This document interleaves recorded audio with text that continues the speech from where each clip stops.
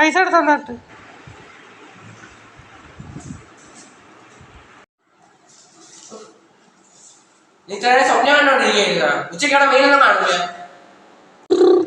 ആണ്ടേ ഇതൊന്നും ഉറയുണ്ട് വല്ല തളിഞ്ഞ മീനങ്ങനെ വെച്ചെന്നാ കുറുമുട്ട അടിച്ചു കളിക്കുന്നു.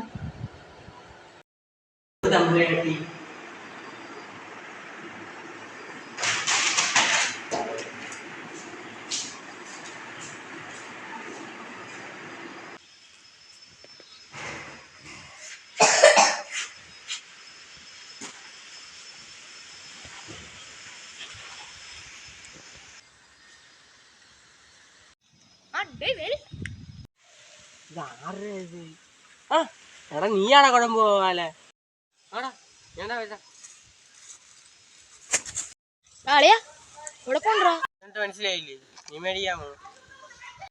പൈസ ഇവിടുന്ന് എനിക്ക് അവളെ 200 രൂപ തന്നു നീ മേടിക്കാനേ. ഒരു 200 രൂപ ഉണ്ട്. ഫുഡ് അടിക്കാൻ പോയാലോ? ഓ വാടാ പോവാം. മീൻ മേടിക്കണ്ടേ? അല്ലേടാ ഞാൻ ഡീൽ ചെയ്തോളാം. നില്ല്, ഇനി ഏത് കടയിൽ പോവാൻ? ഈ ഏരിയയിലെ മുഴുവൻ കടയിൽ നമ്മൾ പോയിട്ടുണ്ട്.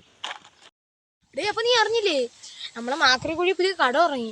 അവിടെയാണെങ്കിൽ എല്ലാ സാധനം ഭയങ്കര വില കുറവിലാണ് കൊടുക്കുന്നത്. നിന്റെ ഫേവറേറ്റ് സാധനം അൽഫാമൊക്കെ 200 രൂപയുള്ളൂ. ഓ അവിടെ തന്നെ പോവാം. പക്ഷെ നീ അങ്ങനെ അറിഞ്ഞടാ?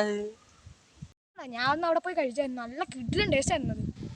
ഗോപാല, ഒരു കാര്യം, നീ എന്നെ വിളിച്ചില്ലല്ലേ? നീ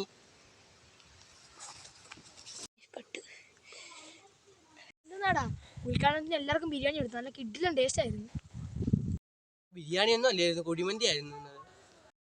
അപ്പൊ നീയും കഴിച്ചല്ലേ? താനടാ ഇതാണ് നമ്മളാ കട. പൈസ കുറേ കൊടുക്കുന്നു. നിന്റെ മന്തിക്ക് 200 രൂപ നോക്കി അറിയാലേ? പൈസ ഉണ്ടല്ലേ? വാ. കിടില ഫുഡ് തന്നെ നല്ലടാ ഗോപാല. Nice food. വില കുറവിന് ഇത്ര നല്ല ഫുഡ് എനിക്ക് കിട്ടൂല. പക്ഷെ അയാൾക്കല്ലടാ വീട്ടിൽ കമ്പിടല്ലേ കായടാ.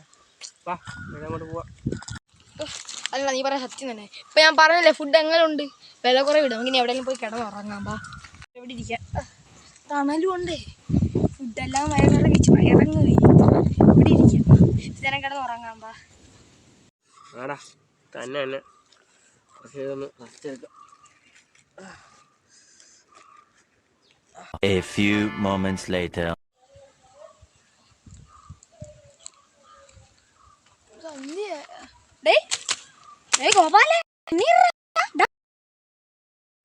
ഗോപാല എണ്ണീറ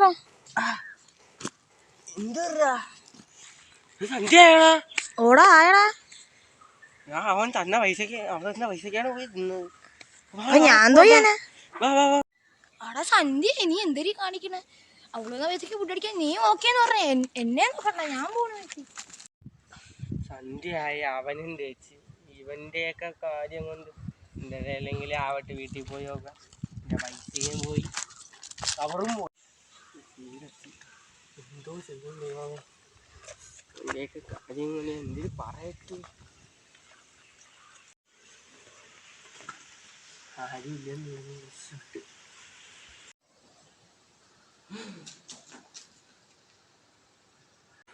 ആ വന്നല്ലേ.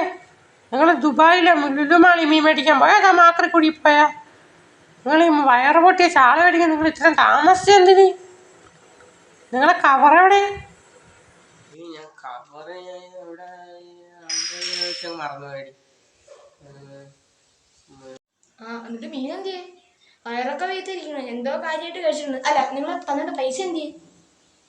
എടാ മോനെ പൈസ മറ്റേ അവൻ്റെ ഇവൻ സത്യം ഒന്ന് പറയാം.